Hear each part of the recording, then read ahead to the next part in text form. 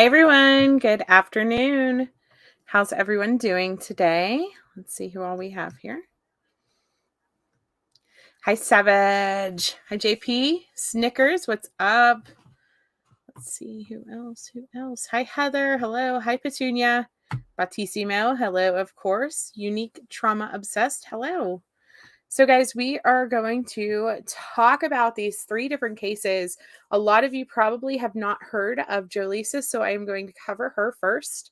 We're also going to touch on Kaylee Jones. It's been 2 months now that she has been missing. And Kylie, of course, is the buzz all over the internet. We're going to deep dive into some of the things that people are digging into and some of the speculations and basically how they hurt these cases. Both Kylie and Kaylee Jones cases, we have seen the internet speculations, the online rumors, the basically just the accusations against people that there's no proof or evidence against, and how they can potentially hurt cases. You know, I guess especially in Kylie's case, whenever you look at the fact that this is a bunch of young adults that are basically being accused on a regular basis, are we ruining lives of these teenagers? Are we ruining their potential futures by throwing all these slanderous type statements at them? So before we even get into Kylie and Kaylee's case, though, guys, I want to talk about Jolissa. Jolissa is a 22-year-old woman who has been missing since Sunday, August 7th. And so she went missing in the middle of the night. Let me pull up some of these articles for you guys, because I know a lot of you likely have not heard of her case. Okay, where are we at? Okay, so she is missing in Selma, California. Zoom this a little bit. Okay, so this article here is from August 10th. It was updated on August 14th. It says authorities are still searching for a woman who was reported missing over the weekend, according to the Selma Police Department. Officials say 22-year-old Jolisa Fuentes was reported missing after she was last seen around 4 a.m. Sunday in Selma. Investigators did not provide any further details on where Fuentes was last seen. Officials say to be on the lookout for Fuentes' car, described as a silver or gray four-door 2011 Hyundai Accent with California license plate number 8MPU766. Anyone with information about Fuentes' whereabouts is asked to contact Detective Richard Figueroa, maybe? Okay, at 559-891-2243, or Matthew Hughes at 559. Sorry, dyslexia is rough. 891-2266. Okay, so this is a picture of her here, and there is plenty more pictures coming up. But so this right here, very, very basic article, little information, all that jazz. So let me pull up. Her family actually did an interview with one of the news stations, with Fox 26. Let's take a listen to this. It's about 4 minutes long.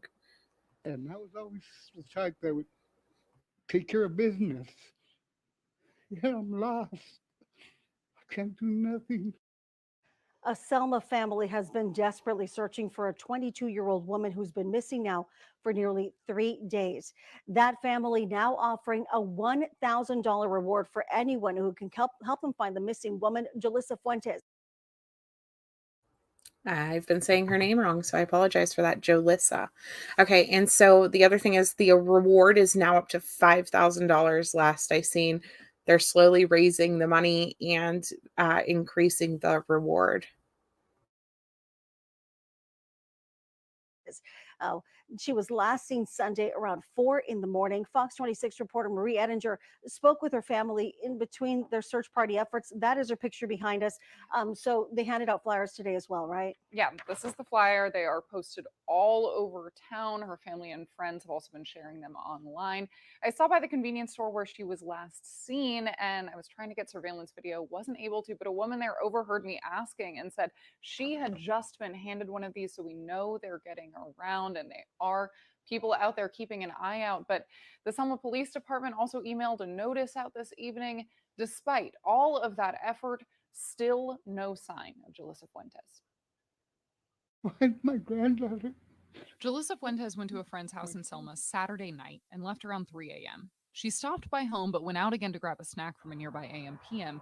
The store owner told me he gave police surveillance video showing Jolissa there at 4:06 in the morning. She headed west. So we do have that surveillance footage as well now that they're talking about here. Just a very short clip of her in the store. You can tell it's highly edited to shorten it basically. But, you know, glad that the AM/PM did recognize her and recognize the fact that they had the footage. Down Nebraska Avenue when she left, and that was the last time anyone saw her. If you're listening, we love you, Mommy, and we're praying for you. She tried calling her sister just before she went to the AM/PM, and again twice around 5:30, but her sister was asleep. The family knew by that morning something was wrong. As soon as I got out of church, I texted her and I said, Jolissa, where are you? This is Grandma. Give me a call, and nothing. And I texted her again, and nothing. It's not like her. She always texts me back and says, Grandma, I'm okay. I'm fine. Don't worry, I'll come home. She never came. When the family calls now, the phone goes straight to voicemail. The Selma Police Department considers this a missing persons case, explaining to me today this is irregular behavior for Jolissa, but so far the department hasn't said anything about foul play. We know Jolissa's character, you know. We know Jolissa's character so good. We there was no question with none of us. Jolissa's family and friends spent the day out looking for her. They divided up, some driving, others walking, hoping for any sign. We're out there searching the country, trying to see if we see anything, if we see her car. But it hurts because I feel helpless. So helpless, like I've never felt like this. Come home, baby. We need you. We want you over here. And if somebody has her, please let her go. Please let her come home. The family mentioned Jolissa would often go to the orchard in the countryside just to hang out and think. They said that she had a friend who passed away last month and she would go there from time to time with him. They think that may have been where she was headed. So they've spent a lot of time over the past couple of days looking out in those orchards, looking in the countryside, and of course, no luck so far. And again, we want to emphasize that police are saying this is completely out of character. She does not just take off like this for days at a time. Yeah, her family says that, but I also did talk with the Selma Police Department for maybe 10 minutes today just to kind of get a better feel of what type of case we're dealing with, because when you hear about a 22-year-old going missing, your first thought could be, you know, she's just doing whatever she wants. She's an adult. She's not checking in with her family. And the police department did emphasize, no, she always checks in. This is, as I said, completely irregular, and that's why they're so concerned. And they said they are taking this very seriously. Certainly thinking about that family tonight and hoping that she is okay, that they eventually are able to reconnect. Yes. All right, thanks so much, Marie. Now, Jolissa Fuentes' car is missing as well. It is a gray 2011 Hyundai Accent with a license plate number of 8MPU766. It has a mark or dent on the front passenger side of the wheel frame. If you have any information on where she might be or any other tip that you think could help police find her, call 559-891-2252. And that was always.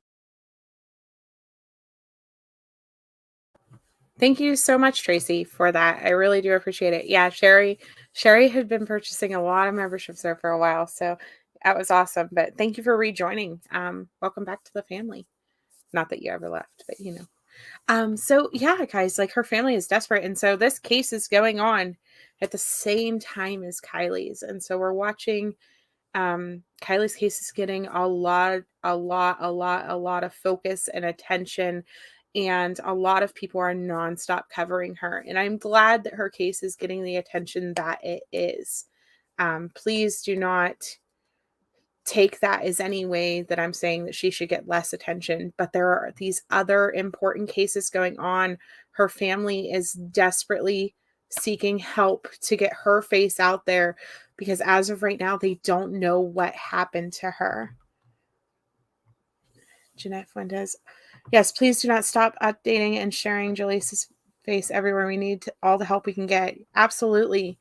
And honestly, if you guys want to come on my channel at some point, I would love to have you guys up here to kind of talk about her and talk about what you know as well. So let me show you guys Google Earth to show you where the AM PM was. Okay, so this is the AM PM here that she was last seen at, and then she was heading west on Nebraska Avenue whenever she left. And that takes her basically towards this town here. Towards Selma. So it was the last time that she was seen, was this gas station. So let me pull up this footage for you guys as well. I just noticed something. Look at what the park's called. Ringo Park. Kind of funny, considering Ringo. But yeah, so this is the gas station here. And here is the footage.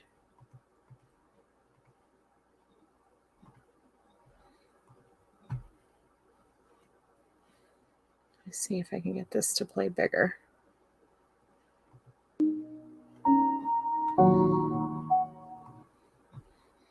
Okay, so it says Jolisa was last seen August 7th at about 4 a.m. This is her getting into her car here. After she went in, she just buys a couple snacks.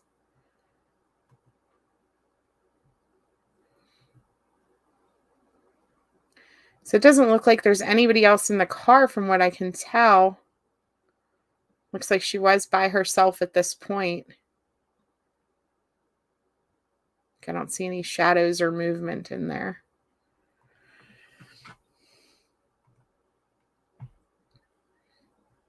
Oh, not into the town. She turned towards the country. Okay, thank you for clearing that up. Let me see. I must have had it posted the opposite way. She is 22 years old. 22 years old. Okay, so then they just had a prayer vigil. So it says prayer vigil held for missing 22-year-old woman from Selma. And this was on August 14th. So this was just yesterday, you guys.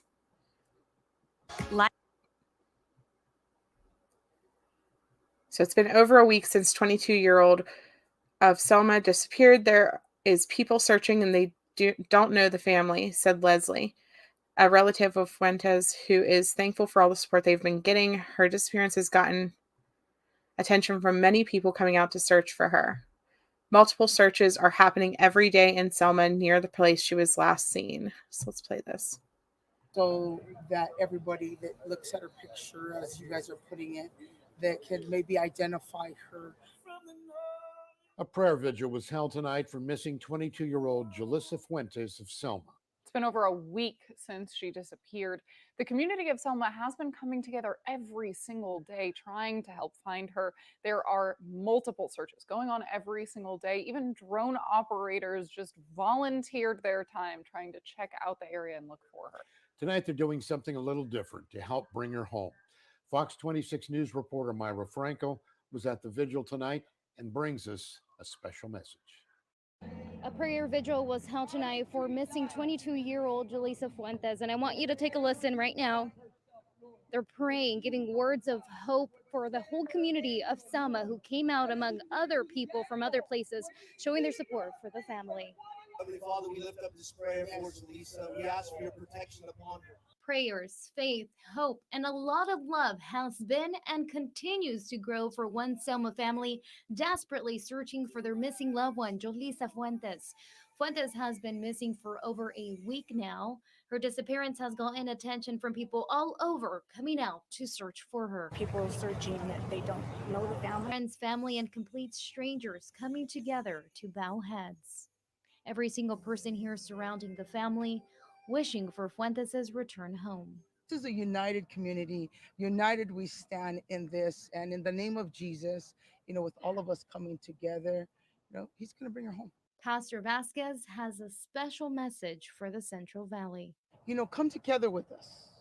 There's nothing like the power of prayer. As we are praying right there where you are, right there where you're watching, bow your head, and lift up a prayer to the Lord. Strong hope illuminating the darkest of times under the gazebo at Lincoln Park in Selma. Tonight and every other night, they say they'll be relying on the power of prayer to bring Fuentes back home. tonight. They say each prayer from each person that's standing here at this prayer vigil tonight goes a really long way. In Selma, I'm Myra Franco, Fox 26 News. Again, Jolissa. Absolutely amazing turnout at this prayer vigil. Please, guys, raise up so many prayers for her family and for her. I hope that she is found safe and that something, I hope that nothing nefarious happened. I know that that is a concern of her family, that, this is not in her character. This is not something she would typically do. She wouldn't miss work, as you can see. She says right here, this is not her. She would never miss work. And so where did she go? What happened to her after this party that evening, early morning? So there's several drone operators out there now that are helping to assist in the search. And let's play this clip. After the weather.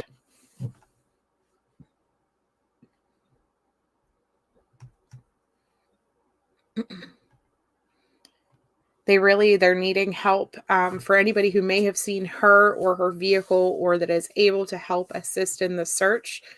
And if you're not able to do any of those things, please help share her flyer, post flyers, and share the news that she is missing, just in case she ended up in a different area or something along those lines. If you happen to be listening to this, Jolisa, and you don't realize that your family thinks that you're missing, please contact home so that they know you're okay. 22-year-old from Selma, Jolissa Fuentes, today marks a week since her disappearance. Her family, along with support from community members, gathered for a massive search this morning in hopes their loved one will return home safely. Fox 26 reporter Myra Franco gives us an update and explains how drone pilots are joining in on the search from the skies. Myra. Christina, the Selma family is doing everything they can to help find their baby girl. You might say they're carrying an investigation of their own, hoping for any clues, from door knocking on homes, hoping for surveillance footage, to trying to track down her phone. I mean, everything is on the table, and the tight-knit community is showing up to help. The search continues for 22-year-old Jolissa Fuentes, who remains missing since Sunday. The Selma family has been searching for her and posting to Facebook every single day, asking for the public's help. She was last seen at an AM/PM gas station in Selma around 4 a.m. Since then, multiple searches have taken place throughout the day where she was last seen. A close family friend of the Selma family posted this update to Facebook Wednesday, asking if anyone with drones could help. The support of complete strangers came rolling in. I think there's about 4 drone operators that have been helping out, including myself. We spoke with one today, Christopher Magaña from Fresno, joining in on the search from the skies any chance he can since Thursday. After work or before work, just go out with my drone and try to cover some ground and trying to find Jolissa. He, along with other drone operators, have created a group coordinating together but working separately to check different areas that have not been searched. An aerial shot can help out in and instead of having to drive to down these smaller streets, side streets, we're able to see the streets from the air. A lot of orchards, fields that can be hard to drive through, so that the drones really help out with that. Hoping and praying to find a trace to bring her back home.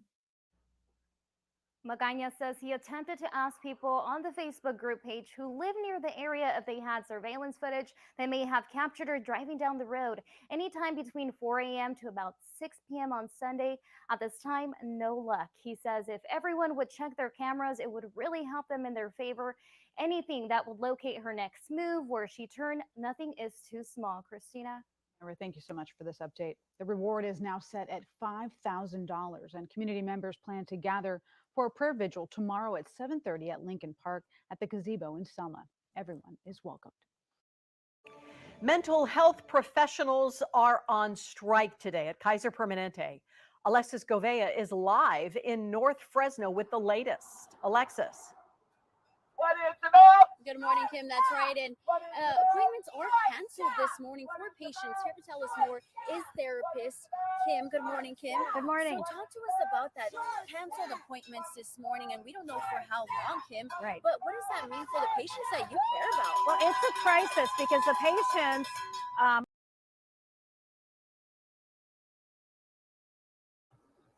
My mouse wasn't working. I was trying to close the video. Yeah, you didn't see it until it was posted in a group. Absolutely. You have no idea how many people go missing in our own communities that we don't realize because typically the news media just doesn't cover missing people the way that they used to. Well, I guess not the way that they used to, because really, has anyone ever gotten adequate coverage? In the eyes of a family, you can always do more. Some people just don't get coverage at all. Thankfully, there has been a decent amount of news reports about the fact that Jolisa is missing. But there's still, I guarantee it, because people don't watch the news that much. You got to post the flyers on all of your social media sites, YouTube, Facebook, Twitter, all of the places, and get it out there so that people know. Day by, really, you can knock on doors next door to you and they may not know. So just tell everyone, put it everywhere. Hi, just me. Police here in Selma don't do nothing. I heard AM PM has more video and they don't want to show the rest. Interesting. I wonder what is on the rest of the video.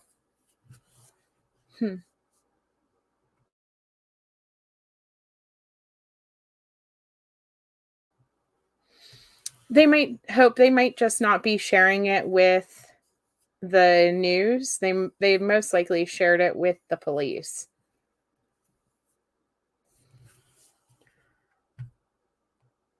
If not for you two, you would still be blind to this fact. Yeah. You have no clue how many people. It's okay, Grandma Sherry. You sent me that message and I was typing back to you, and then the thing went and clicked back over to shut the video off. I was like, oh no.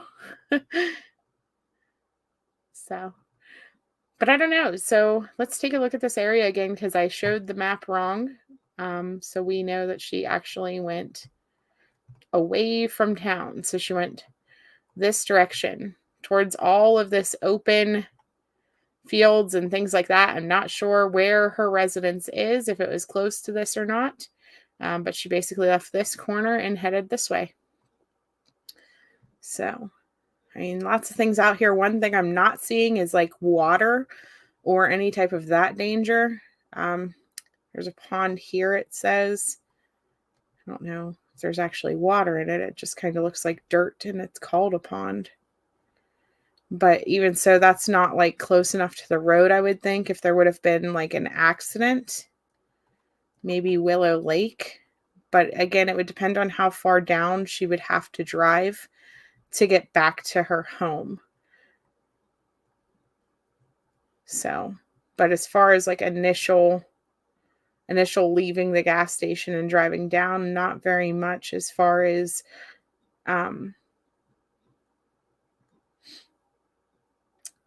hazards go for like an accident to occur. Okay, she lived right down the block from Ringo Park and in front of Eric White School, which is very close to the AM/PM. Good. Thank you so much for telling us. The air canal is it's just dried up. That's what I was going to say. It doesn't look like there's very much actual water.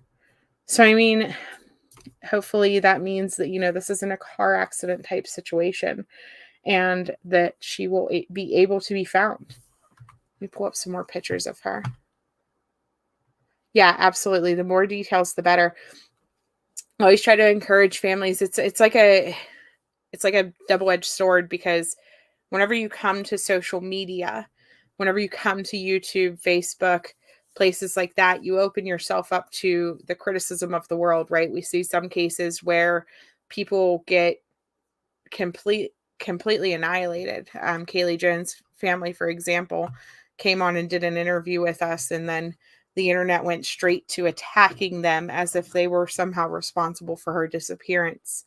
Again, with Kylie, we're seeing in her case, every friend that speaks out is getting attacked for speaking out. And so it leaves you in this position where, is it better to talk and get their names out there, get their faces shown everywhere, and put yourself open to that criticism, or do you stay quiet and potentially, their case doesn't get as big, their story doesn't get as big, they don't get as much attention, but you remain safe from the internet backlash? It's like, it's a tough situation to be in. Very, very tough. Yeah, it does. It needs to stop.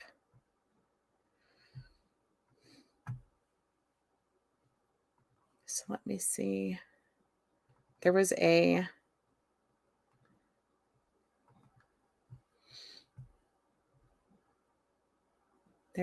a flyer that has the timeline broken down on it. I'm going to pull up some more pictures for you guys as well.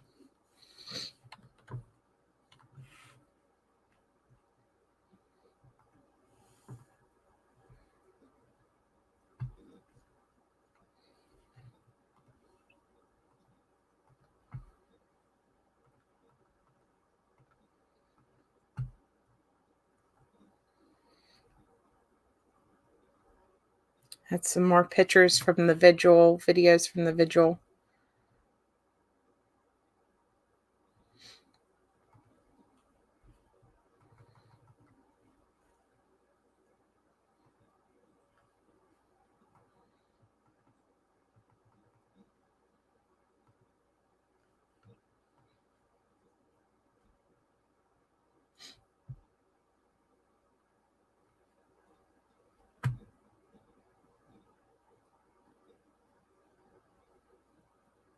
Just looking for...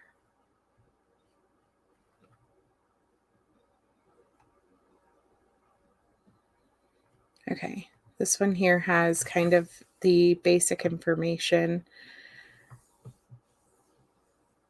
Says they're getting desperate after searching for the 22-year-old woman who went missing on Sunday. She was last seen buying snacks at the store at 4:06 and then driving away. She's not been seen since, sorry. Up to a $5,000 reward now. The Selma Police Department considers this a missing persons case and has not said anything about foul play so far. So we know that that doesn't necessarily mean that they're not looking at foul play. It just means that they're not openly telling us that they're looking at foul play at this point. A lot of times we're seeing, because of the way that social media reacts to those words, foul play, we're seeing police departments keep everything very close to the vest. It says her family says she does not have a history of leaving, and to not return and not call for this long is extremely out of the norm for her. We also know now that she missed work that following Monday, and that is also out of character for her. Okay, this one here is the flyer I was looking for. So it says Sunday, August 7th, Jolisa hung out with some friends. That would have actually been Saturday night going into Sunday. So at 3 a.m., Jolisa came home but ended up leaving to go buy something. 3:59 a.m., sister received a missed phone call from Jolisa's number. 4 a.m., she was last seen at the AM/PM on Highland Highway 43 in Nebraska Avenue. Jolisa leaves and turns west on Nebraska Avenue. At 5:24 a.m., her sister received 2 missed video chat calls from Jolisa's number at 5:24 and 5:25. So then that morning, her family contacted the police department, and we see the posts starting on Facebook and things like that. But those phone calls stand out to me. For what reason would she have to be reaching out to her sister 3 times this evening, not answered? Obviously, her sister was likely sleeping, would be my guess. It says her phone has been turned off and her last call was made around 5:30. So last call 5:25 would be around 5:30. So interesting. Yeah, they need the last phone activity. She always kept tabs with family so they didn't worry. Were there any voicemails left for the missed calls? I'm not sure. I don't know if you can leave a voicemail with a video chat. I'm wondering if they were calls made through a Wi-Fi app, like a actual like Snapchat, or not Snapchat, Facebook, or some type of app, or if it was like a video calling through like Skype or how it was. Yeah, and an hour and a half after she didn't go home.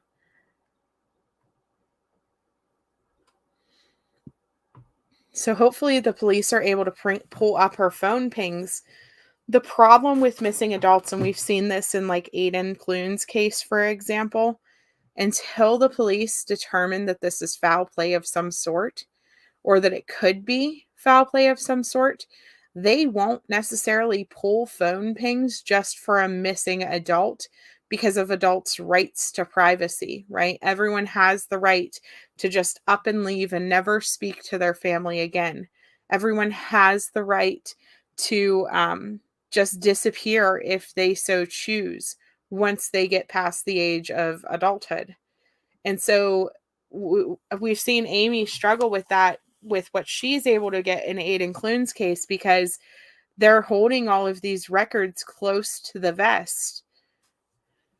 They're holding the records close to the vest because they don't want to violate these adults' privacy. And so in a situation like this, where you have something that's so out of character for this young person to not reach out for home, and to not go to their place of residence, to make phone calls, could they have been calls for help? Could something have been going on that she was reaching out, like trying to get somebody's attention? All of those questions go unanswered, and you get into this situation where, will they even be able to help this family to know? Will the police actually search for her phone pings, or are they keeping that close to the vest? Yeah, I hope that the parents can get phone information. There needs to be some type of law in place. The problem is that you have so many families that are detached and that feud and things like that, that not everybody necessarily wants their parent to be able to ping their phone location. What if it's a situation where you grew up in an abusive household and you ran away after you hit 18 and you don't want your parents to find you? Not saying that that's the case in this. I'm just saying I can see the argument for as to why they don't necessarily pull phone pings for everyone. They have to have a reason for a warrant. I recommend that everybody has the Find My Phone app or the Life 360, things like that for your families, so that you can keep in touch with your adult children. You can keep in touch with your loved ones, so that if something like this ever happens, your family has easy access to that information rather than having to petition for warrants and things like that. So, just my thoughts on it, though. Right. Also, people leaving domestic violence and things like that. Exactly. Like, what if it's a husband or a wife that's searching for their significant other and it was actually an abusive relationship? So, oh, yeah, if it was something foul play, wondering why she didn't just dial 911 and drop it on the floorboard. True. True. I mean, and at this point, we really don't know if this is foul play or not. What this is right now is a missing person. And she has no reason to be missing based off of what her family is saying. Yeah, if she was on a family plan, maybe they can find out about her phone activity. So what's important, though, is that we get her face out here absolutely everywhere we can. I kind of tagged her with Kaylee and Kylie, hoping that we can get some replay people for the that way we can cover her case first and get some people interested in her story as well. Selma, California is, let me see how far that is. Well, I'm upside down. So that's a couple hours away from where Kylie went missing. Regardless, though, California, same state. Hopefully we can pull some viewers onto her case as well. Yeah, you can definitely see how close they are, for sure. They're extremely close. Yeah. Right. Excellent suggestions. Technology can be good when used in good ways. Welcome, Bright Light. So guys, I'm going to post this on my community wall on the Sleuth Mom Facebook. It's also going to be posted on Twitter and on the community wall on YouTube here. Please make sure that you share her information out, and let's help her family get some awareness for her case. So it is up on Sleuth Mom right now. I think I shared it the other day as well whenever someone sent it to me, but just in case, it's there again. Please share the video. That way people can, see what we're talking about here and see all the family information and stuff. Again, I would love to interview one of the family members. If you guys would be interested in coming on at some point, please feel free to reach out. You can contact me on Facebook at Sleuth Mom, or you can email me at sleuthmom12@outlook.com.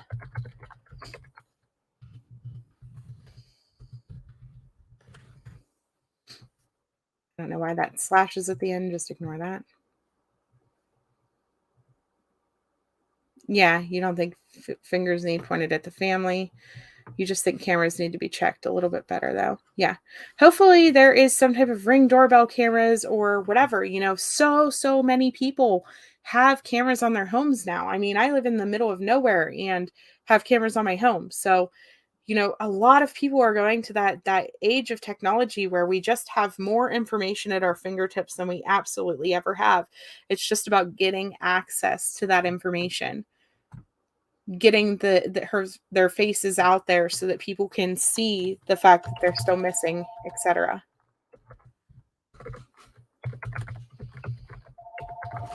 Uh-oh. Phone's ringing. 1 second, guys.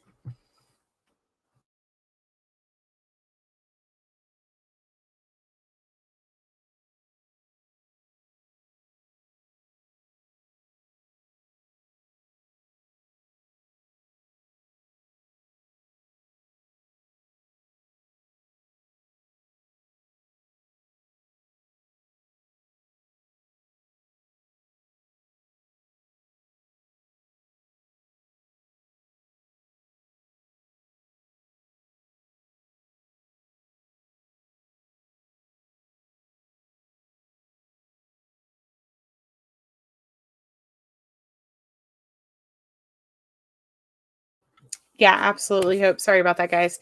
I would love to see the full video from the store as well. Me as well. I'm sure the family is also interested in that. I hope they were able to see it and that they're able to get that information. Yes, I can type her name in. Let me make sure I'm not going to spell it wrong first.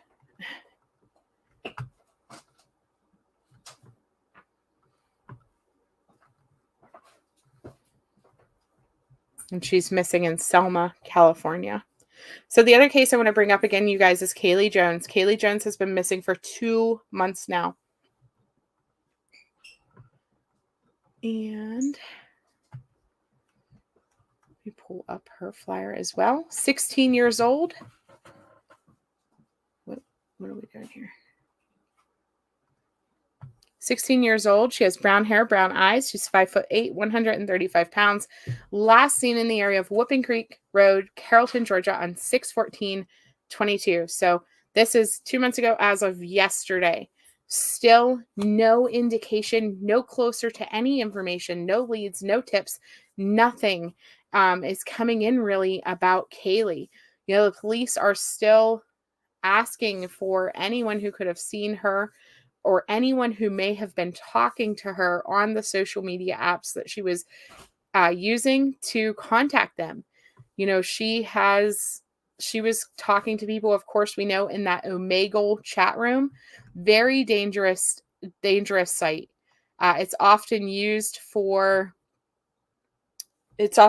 by young people, but it's also used by predators a lot as well because it's not traceable.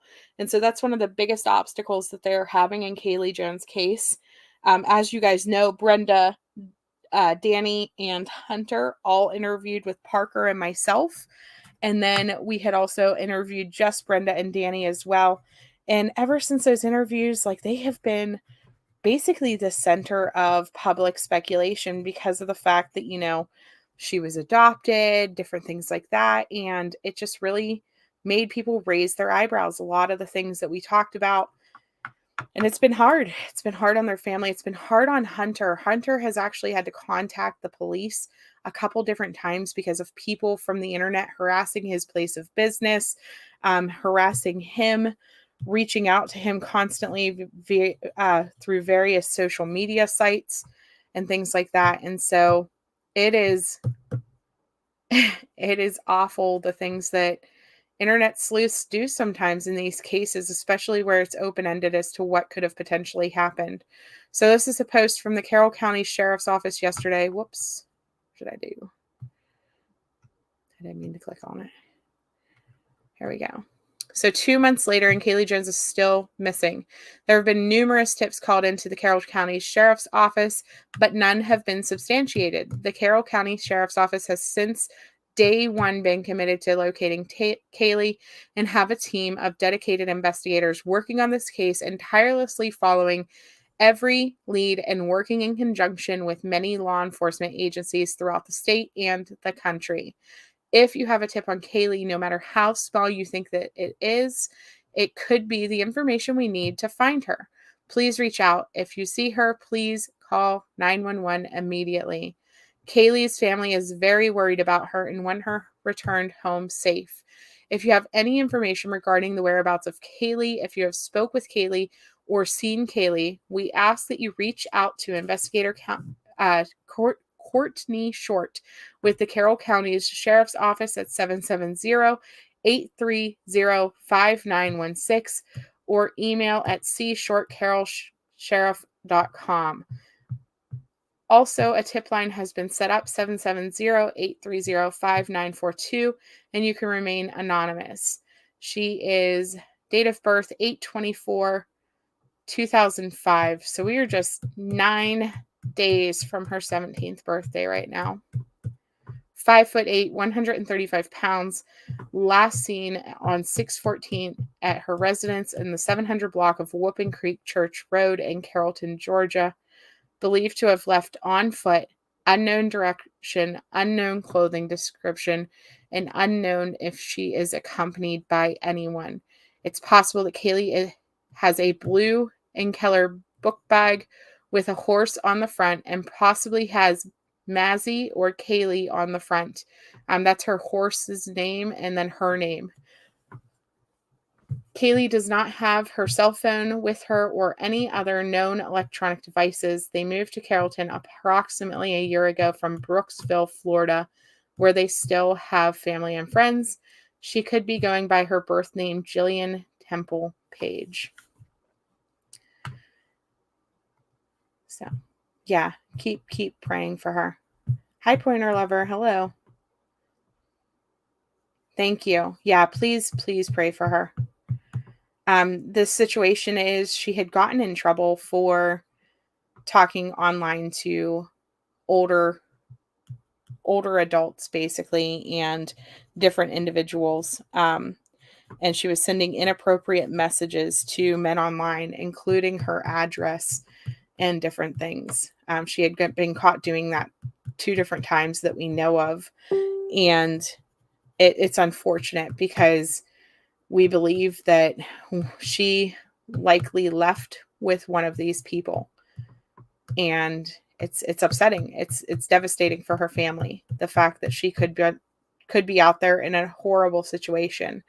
She is mildly autistic. She is a level 1 on the spectrum and has some difficulties in social situations and is also way too trusting of people, is kind of how her family describes her. And so I don't know. It's hard. It's hard to think about the fact that she left her house willingly and could potentially be in a situation where she is no longer there willingly. Only just started watching. Have you talked, or are you going to be talking about Dylan Brown's case today? I'm not, Ruth. I'm sorry.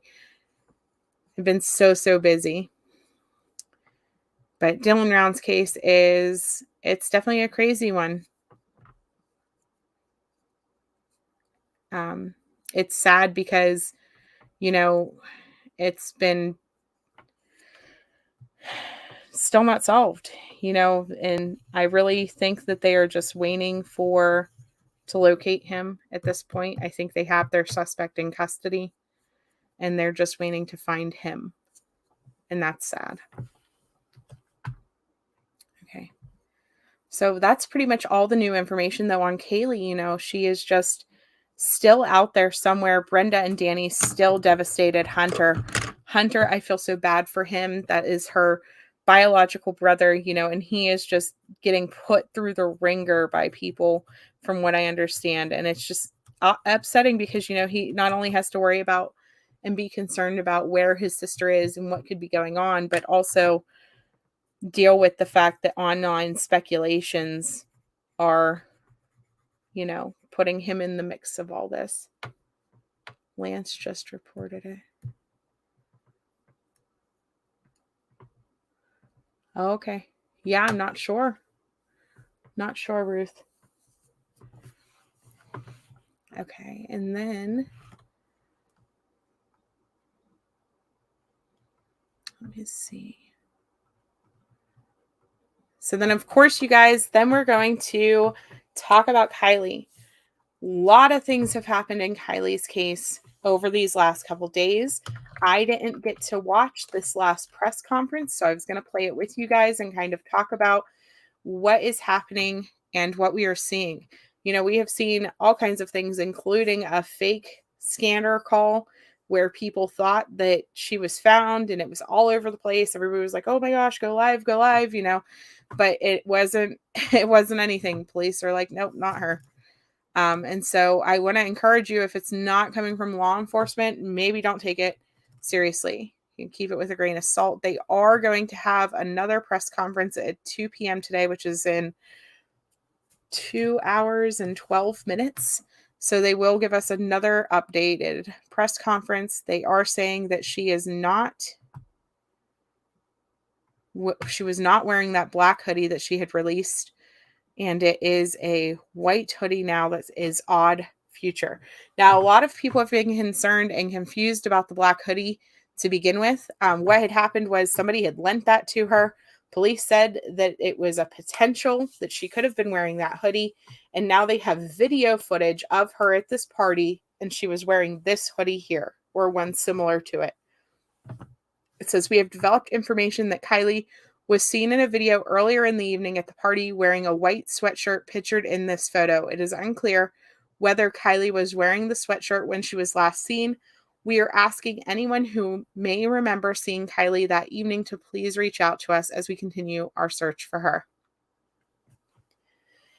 And so now we know that the black hoodie basically is no longer in play, and this is it. The thing that stands out to me about this whole situation with this apparel change is the fact that in Sammy's interview, she was like, we did everything together. We went pee together. We were holding hands and frolicking in the daisies. Like, not really, but, she basically described them as never separating except for a few times and basically being very close. And I have said since the beginning, I don't think that Sammy is involved necessarily in her disappearance. I think that she more so has wanted to help and try to be in the center of this, making herself more important than maybe she is. With this new hoodie coming out, the fact that nobody said that it wasn't a black hoodie, it was a white hoodie over the past 4 or 5 days, that black hoodie was in play, that stands out to me, because you would think that if she was wearing this white hoodie, that her friends that supposedly were with her would have been like, hey, you guys, her hoodie wasn't black, it was white. You would think that would be a detail that would stand out, considering that, she described her studded belt and everything like that. That the white hoodie versus black would be a huge, whatever. But here's my thing. I don't think Sammy did anything to her. I don't think that her boyfriend that has been getting thrown through the ropes, ex-boyfriend rather, did anything either. I think that these teens are literally just guilty of being the ones who have spoken up and being the ones who have come out publicly to address the fact that this person that they knew is missing. And unfortunately, they're getting thrown through the YouTube ringer. And my thing is, What if this was your teenage child? What if this was your 18-year-old, 19-year-old, 16-year-old, however old child that knew someone who went missing, that wanted to publicly assist in getting that person that they knew that went missing found, and then they became the center of online speculations? What if it was your child that was in the mix of all of this? And I don't think people think about that whenever they're throwing out these accusations that, oh, they probably did this to her and they probably did that to her, and, tearing down every single statement that they've ever made and putting them in these scenarios where they're these evil people and things like that. We got to realize that this is going to affect their futures. This could potentially affect their future careers, what people think about them in social situations. What if Kylie is never found and her ex-boyfriend is always considered a person of interest in the social media people's eyes? What will his life be like? What will Sammy's life be like if she always remains a person of interest in the eyes of the internet? And so that's something that I want to caution you guys against, because while it's natural for us to discuss our curiosities and what could have potentially happened in these situations, remember that slander is a real thing. We've got to be careful whenever we are throwing out names and putting them at the center of a case as a suspect in a murder of someone that we don't even know is deceased. Kylie could very well be at somebody's vacation house with her feet up right now and her car's parked in somebody's garage and just taking a short little vacay. And I know that that's probably not a likely scenario, but please remember that whenever you are attacking people and, wanting answers for every breath that someone took during an interview, or wanting answers for every time that somebody blinked the wrong way or you didn't like it. Do I think that the stuff that they are saying is 100% truthful? No, I think she's 18. I think Sammy is 18 and she is indulging people and trying to give people what they want to hear. She's trying to make people think about stuff. Hold on. Sorry, I got to catch up on the comments, because whenever I start I've got to catch up on the comments, because whenever I start ranting, I just don't stop talking and I don't read. Yeah, the black one was just a possibility. They may have been told about the white one, but wanted it confirmed before release. Exactly, Snickers. Absolutely.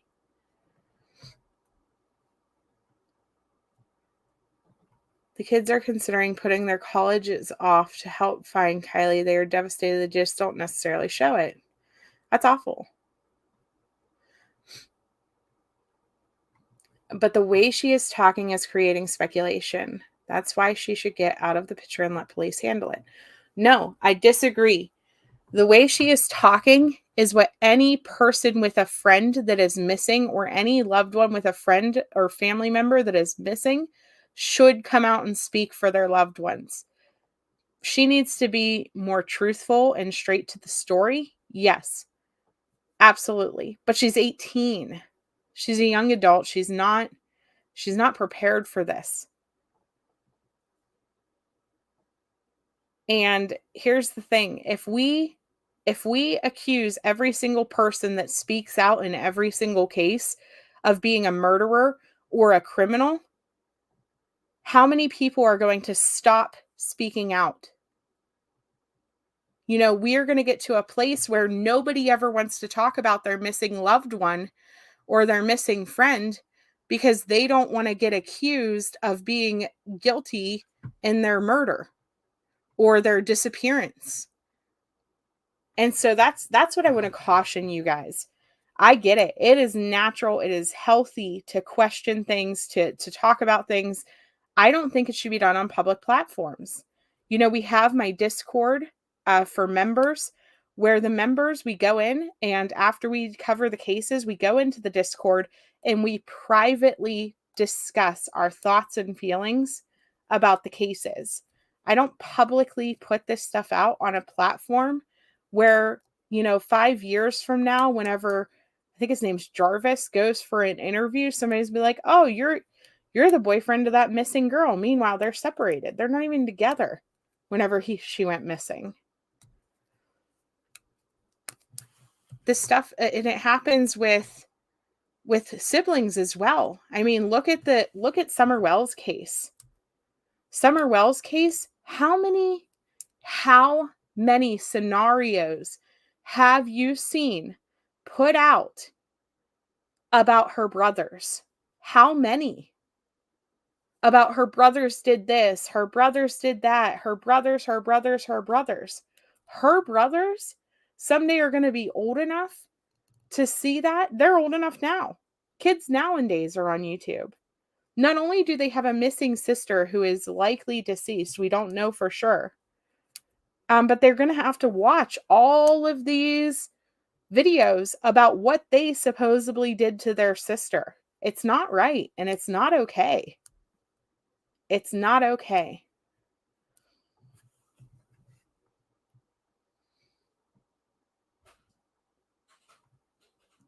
Yeah, he never said for tips to be filtered through him as a separate sentence in the same con. Yeah, no one should be contacting victims' families. I agree.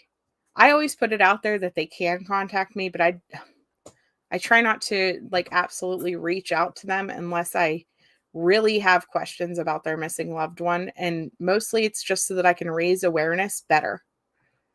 I want to be able to put the details out there better and not say stuff wrong, like their names, for instance.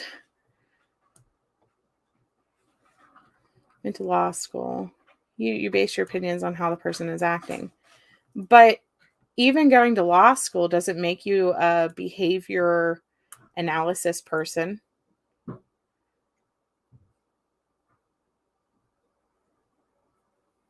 Jagger, thank you. Yeah, I don't know.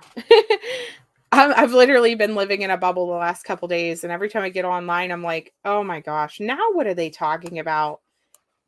It's just frustrating because you watch the lives be ruined of these young people, or potentially ruined. I guess we don't know what the outcome is going to be like yet, but I don't know. I just want to encourage people to think before they speak, to think before you put it out to a platform. Some of these creators are getting 40,000 views, 50,000 views, and they're accusing young people of doing these atrocious things or being involved or putting it out there as a question. Do you think she did this, this, and this to her? Question mark. And the problem is, you're putting it out there like that, and then you have these people who are watching you that respect your opinion and that value your opinion over normal people, right? Because we're not necessarily me, but some of these creators are to the point where people look at them as if they're celebrities.